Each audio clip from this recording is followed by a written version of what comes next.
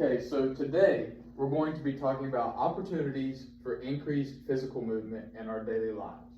So of course, we have established what physical movement means, what that consists of in the past. So today, we're going to be looking for chances to apply it in our daily lives. So I'm just going to go ahead and ask, what counts as real movement? And I'm going to give you some time to mull on that and think a little bit. And if you want, you can jot down what you think generally counts as real movement, as physical activity. So I'll give you some time to go ahead and think about that and write down as you see fit.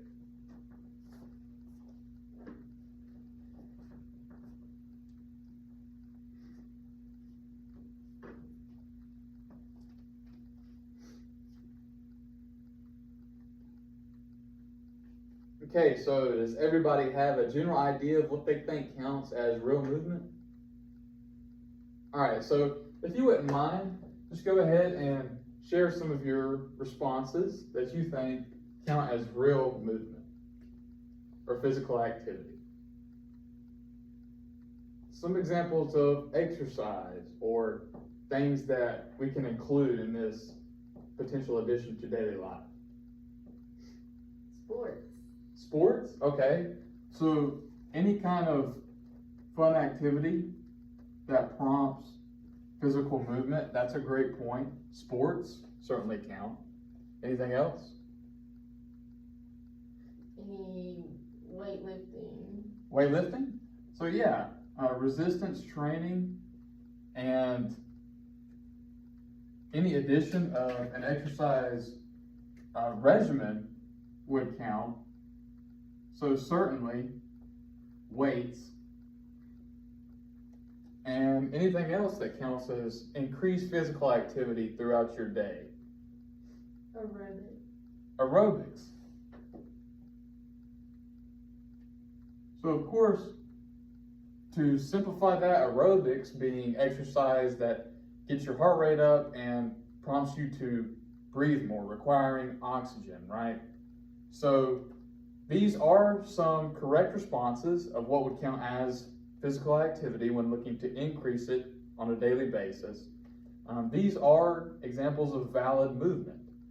So increasing things such as sports, resistance training, or aerobic activity has many benefits. Actually better academic performance in some of your other classes. You can see improvement just by exercising more often. Of course, muscular fitness and improved oxygen capacity and endurance would come about when you're playing sports, when you're weightlifting, when you're doing aerobic exercise. Your cardiometabolic health is going to improve, so your normal heart rate will likely lower. Your metabolism might improve a bit as your calorie expenditure increases. And bone strength, which is of course vital for developing children. Bone strength can be improved, especially with weight training, as your body learns to compensate with a bigger workload. So now that we've focused in and reviewed some things that we have established as physical activity, let's move on to our objectives for today. So today, you guys are to learn and highlight times in the day that you can choose to move more. So of course, key words for today, one, we're learning. So naturally, we want to put that in the spotlight because the whole point of this is to understand what counts as physical movement. Now, when it comes to highlighting, you need to be able to identify and actually point out opportunities in your day where you can maybe add sports, weight training, aerobics, extra steps, things of that nature that can increase your energy expenditure and lead to a healthier lifestyle. So that's just a general objective statement to keep in mind. You're also to learn the times throughout the day that you can do so to make better choices for your health and apply this discussion to your real life. Because of course, what's the point of doing this if you can't actually do it in the real world? we're establishing the foundation here so that you can then move on to do things in the real world. And lastly, you guys are to know that you understand these ideas when you can brainstorm and practice ways to move more in your daily routine. So I actually, by the end of the lesson, want you guys to have at least one way that you can increase your daily activity. And that's gonna come via brainstorming and classroom discussion, which we've already done some of. But that's the goal by the end of the day, is to know, walk out of here knowing a definitive way that you can increase your daily activity.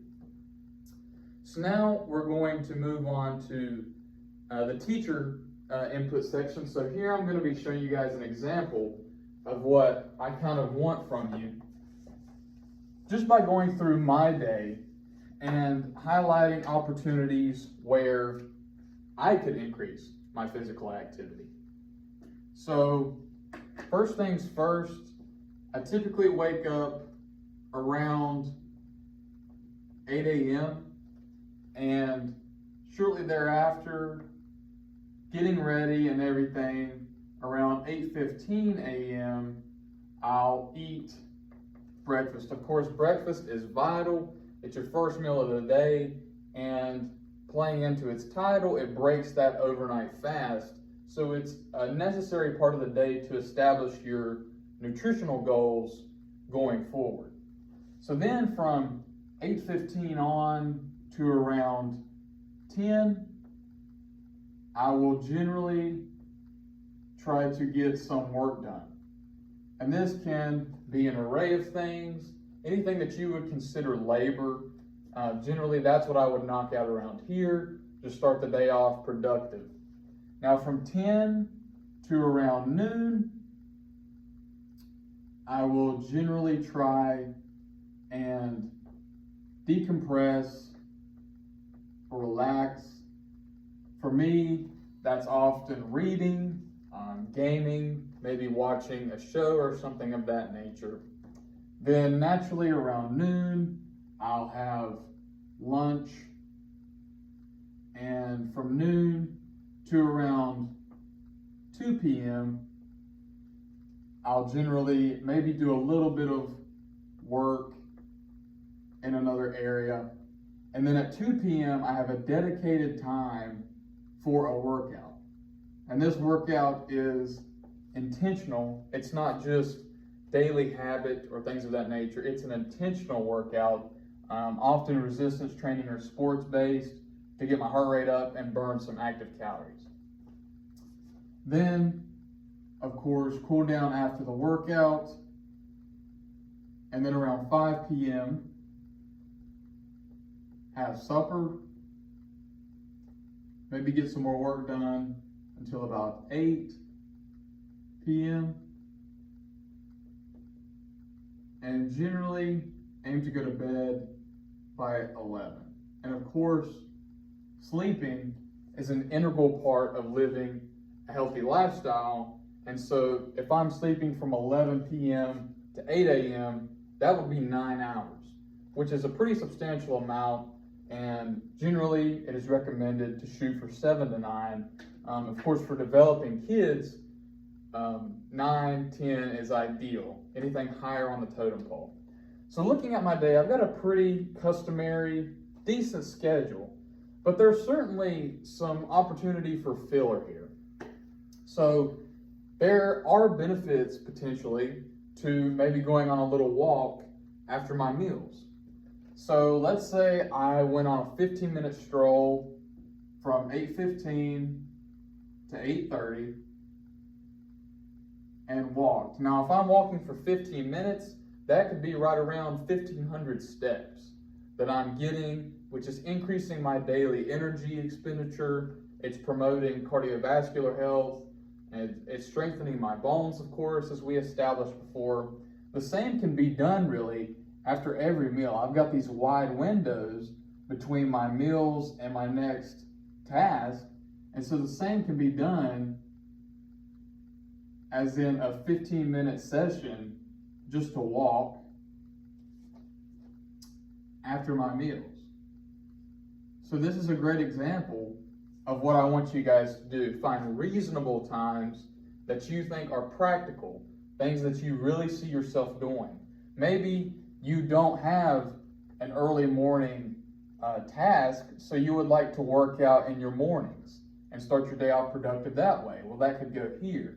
And maybe if you don't already have a workout in the afternoon after you've eaten breakfast and lunch, then you could add one here, just like I have around 2 p.m. But for me, I think walking after each meal to help aid digestion, to help prompt increased physical activity, get some more steps throughout the day, would be a great example, and as in how I could increase my daily activity, my physical activity. So now we're going to move on to kind of putting it into y'all's hands just a little bit. So of course you have pencil and paper in front of you. Now what I'm going to ask you to do is kind of like I did. Think of a time in the morning, a time in the afternoon, and a time in the evening when you could add some sort of physical activity to your schedule. And this can range from 5 minutes to 30 minutes to an hour, whatever you think is appropriate. But of course, something that's sensible. So if you know that your mornings are busy, then maybe keep the morning example short. If you know that you like to work a lot later in terms of homework, whatever the case, then keep your evening idea short and concise. So now we're going to move on to a guided practice session. And if you'll just go ahead and jot down a couple of ideas that you have for morning, afternoon, and evening examples.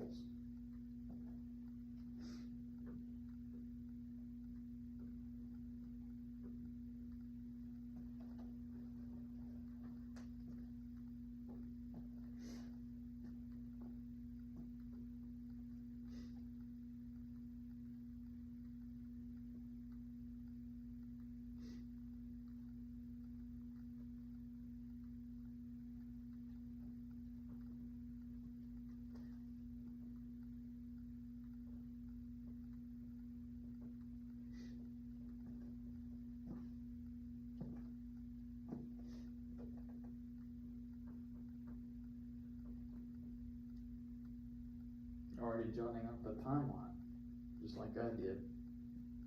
Step ahead.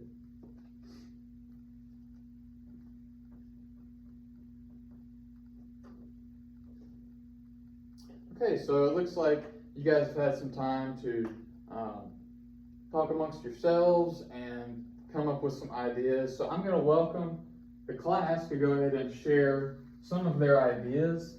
So does anybody have any ideas that they would like to share? Elizabeth, go ahead. Okay. Adding in a walk in the morning before work. Okay. And before work, how long would you say that this walk would be? 30 minutes. Right around 30 minutes? Okay.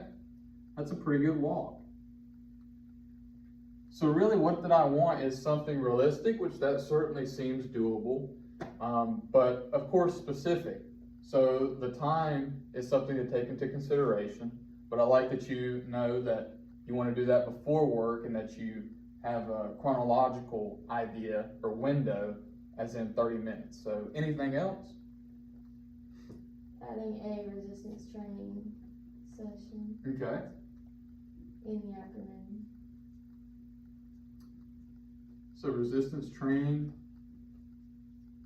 And around what time? Probably about 3. Okay. And how long would you say that would be? Just 30 minutes. Okay.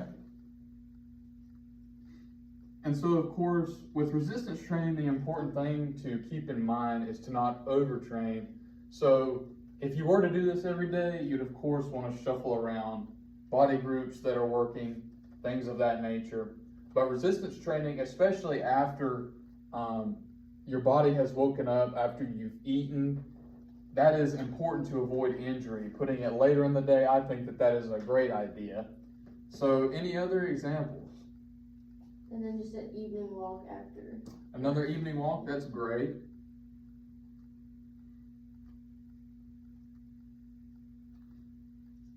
And would you say around 30 minutes again? Mm-hmm. Any specific time? Maybe 7, 8 o'clock. Okay.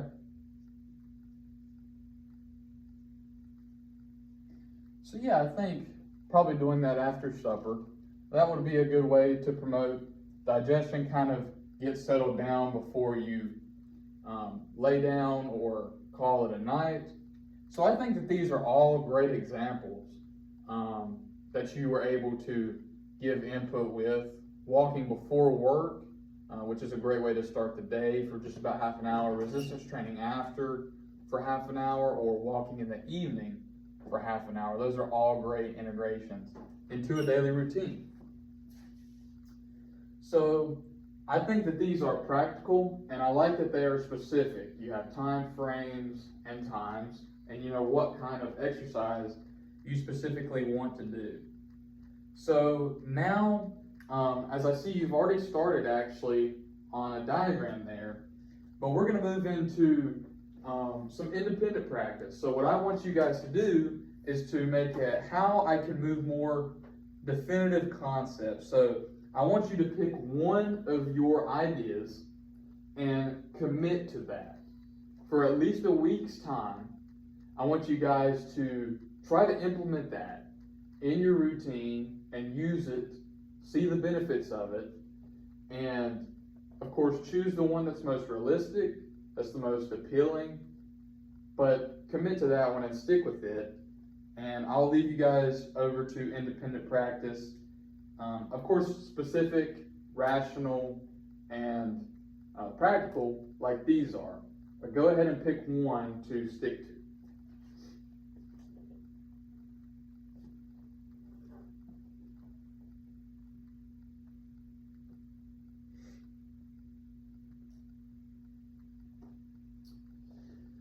Okay, so now we would move into the conclusion section. So here, of course, if we had more students here today, I would have you break off into partner groups and discuss which one you chose, why you chose it, the logic behind it, how realistic that you think it is. But seeing as that we have no other students today, I'm just going to go ahead and ask you to tell me the one that you selected and why that it works best for you, and that will be your exit ticket for the day. So which one did you pick? The resistance training workout. So the resistance training right here in the afternoon for 30 minutes. And why the resistance training? Because I enjoy weightlifting the most. Right. And that's important, because if you enjoy something, say like when we listened to the examples before, if you really enjoy sports and you find that fulfilling, that could be an easy way to get cardio. More people would prefer sports than, say, leisurely running or something of that nature. They wouldn't find that as appealing. But for you, of course, like you said, it's important to do what you like. So the resistance training at 3 p.m. I think is a great goal. So that's your exit ticket. If you would just commit to that for around a week's time and see how it goes, see if adding that into your schedule helps to promote better health, better approach to wellness, and report back to me next week and I'll see what you say. But thank you for participating in today's lesson on incorporating and highlighting opportunities for more activity. So thank you.